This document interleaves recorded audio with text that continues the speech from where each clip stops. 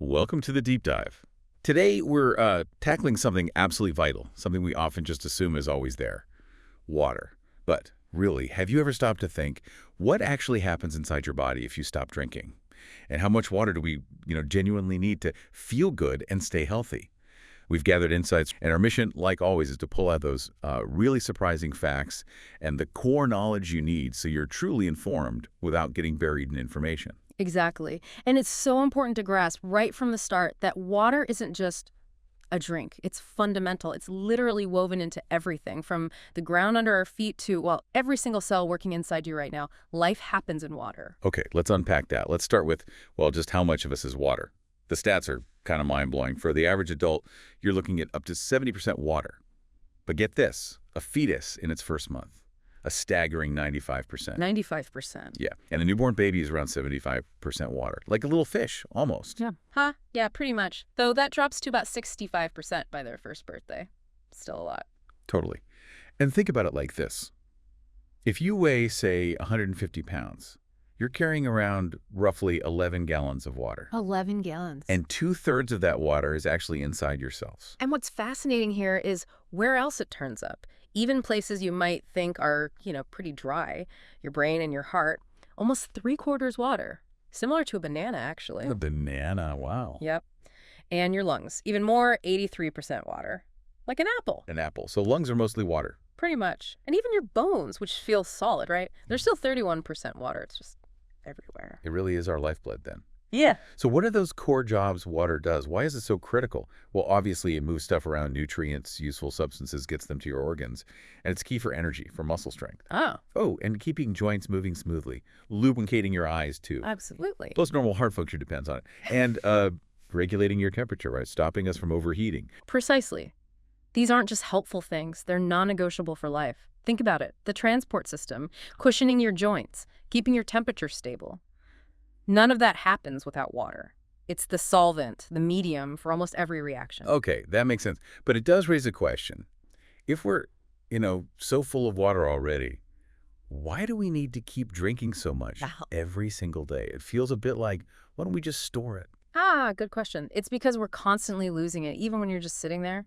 You lose about 2 to 3 liters a day, on average, through sweat, urine, bowel movements, even just breathing it out. Wow, 2 to 3 liters just gone. Yep. But your body has this incredibly smart, immediate response when levels get low. See, sensors in your brain and the hypothalamus detect this drop, and they signal the release of something called antidiuretic hormone, or ADH. Antidiuretic. So against losing water. Exactly. Think of it like your body hitting the conserve water button. This hormone goes to your kidneys, and it tells them to create these special channels, aquaporins, little gates. Gates for water. Yeah, clever little things. They allow your blood to basically pull water back out of the urine that's being formed, retaining it in the body. That's why, as a result, your urine gets darker, more concentrated. It's your body desperately trying to hold onto every drop, a survival mechanism. That's incredible, really, a built-in emergency system. It really is. So, okay. Here's where it gets, well, a bit scary. What happens if that system isn't enough? If you just don't drink, the first thing you feel is thirst, right? That kicks in pretty early. Apparently just a 1% drop in body water triggers it. Your survival instinct saying, hey, drink something. That's the initial alarm bell. But then things get more serious. I read that your brain can actually start to shrink, temporarily at first. Yes, that's right. The lack of fluid can cause brain cells to lose volume. Initially temporary, but if dehydration continues, it can lead to potential permanent damage. And that affects how you think, how you feel. Oh, absolutely. You'll likely feel a major drop in energy. Focusing becomes really difficult. People often become much more irritable. Your brain is literally having to work harder just to do simple tasks. Headaches often start around here too. Okay, so brain fog, irritability, headaches. What about physically? What else happens? Well, remember, water lubricates your joints. Without enough, things get uncomfortable. You might feel joint pain, like bones are sort of grinding. Ouch. Yeah. And your skin definitely shows it. It gets dry, maybe looks more wrinkly, fine lines appear, and it can even start to peel in places. And then there's this weird twist, right? You can actually gain water weight. How does that work? It sounds totally counterintuitive, doesn't it? But as your body goes into extreme conservation mode, it tries to hang on to every single molecule of water it can find. This can cause cells to hold onto water, leading to that paradoxical bloating or water retention. even while you're severely dehydrated internally. Very uncomfortable. Wow. And bathroom problems too, I imagine. Definitely. With the body reabsorbing so much water from waste, things slow down a lot, making it very difficult, sometimes next to impossible to, go. Okay, so this is getting pretty severe. What are the later stage symptoms? As things progress, you might experience muscle spasms. Your body temperature control fails, so you can get quite hot, feverish. Skin can take on a grayish-blue tint because blood flow is being shunted away from the surface to protect vital organs. Grayish skin. Yes. And eventually, fainting is common. In the worst cases, it can lead to stroke. So how long can someone actually last like this? It varies, of course. Depends on your age, weight, health, the environment. But generally, after about 3 to 5 days without any water intake, organs will start to shut down. Ultimately, the brain ceases to function, leading to death. 3 to 5 days, that's not long at all. Not long at all. Which is why recognizing those signs early is just so crucial. So let's recap some key things to watch for. Beyond just feeling thirsty or noticing dark urine, pay attention to a persistently dry mouth, maybe difficulty swallowing, that unexplained weight gain we mentioned, which could be retention, feeling feverish, Right. an elevated heart rate when you're resting, feeling dizzy, headaches that keep coming back. Check your skin. Does it snap back quickly if you pinch it, or does it stay tented? That's loss of elasticity. Redness, too. Okay. Constant tiredness you can't explain, really struggling to concentrate. For men, erectile dysfunction can be a sign, and maybe a surprising one, being unable to cry. Not emotionally, but physically, no tears are produced. Wow. Any one of these is worth noting, but if you're experiencing several, that's a serious alarm bell. Your body is telling you it needs water urgently. Okay, clearly not enough water is incredibly dangerous. But you hear sometimes, can you actually drink too much water? Is that a real thing? Yes, absolutely. It's less common than dehydration, definitely, but overhydration is a genuine and equally dangerous condition. It's often called hyponatremia. Hyponatremia. Yeah. Who does that usually affect? It's often associated with athletes, particularly endurance athletes, but it can happen to anyone who consumes a huge amount of water very quickly, overwhelming the body's ability to process it. So how does too much water cause problems? It seems like the opposite issue. Well, it's kind of the reverse mechanism of dehydration in a way. Remember that antidiuretic hormone, ADH, that helps you retain water? Yeah, the conserve water hormone. Right. When you're overhydrated, your brain actually slows down or even stops releasing ADH. So your kidneys go into overdrive trying to get rid of the excess water. The danger comes when you drink so much plain water so fast that you dilute the essential electrolytes in your blood, especially sodium. Dilute sodium. Yeah. Why is that bad? Sodium is crucial for maintaining the balance of fluid inside and outside your cells. When sodium levels in your blood drop too low, water rushes into your cells to try and balance things out. This causes cells to swell up, and that's particularly dangerous in the brain because your skull doesn't expand. Swollen brain cells lead to increased pressure. Okay, that sounds serious. It is. In severe cases, the kidneys just can't excrete the water fast enough. This leads to water intoxication.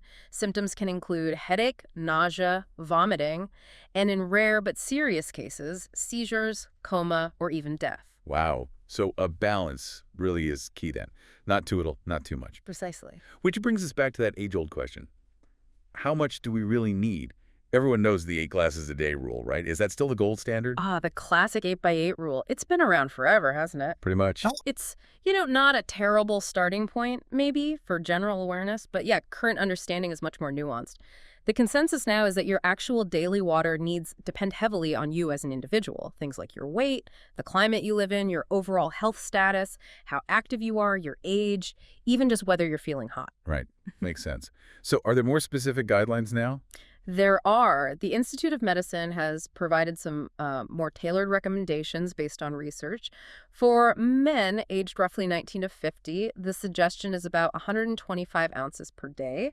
That's around 3.7 liters total from all sources. 125 ounces. Okay. And for women? For women in that same age range, it's recommended around 90 ounces daily. So that's about 2.7 liters. Again, total fluid intake. Those are quite specific numbers. Higher than 8 glasses for sure. They are generally higher, yes. But remember, that includes water from beverages and food. Okay, so those are the targets.